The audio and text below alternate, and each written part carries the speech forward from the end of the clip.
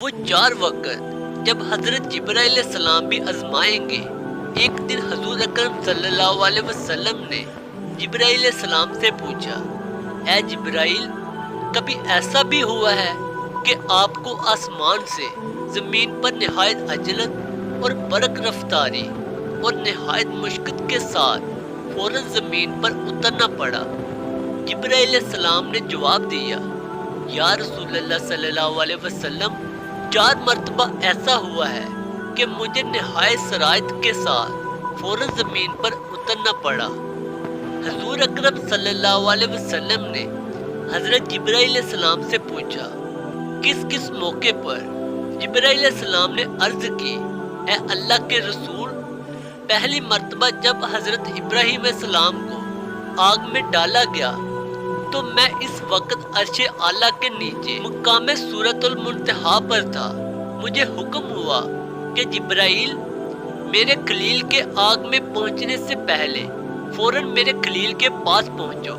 چنانچہ میں بڑی شرائط کے ساتھ اس سے پہلے کہ وہ آگ میں پہنچتے میں ان کے پاس پہنچ گیا۔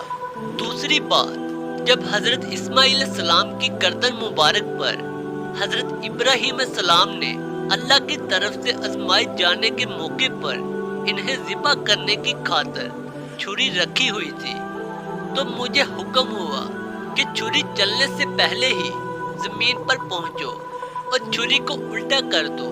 چنانچہ میں چھری چلنے سے پہلے ہی زمین پر پہنچ گیا اور چھری کو چلنے نہ دیا۔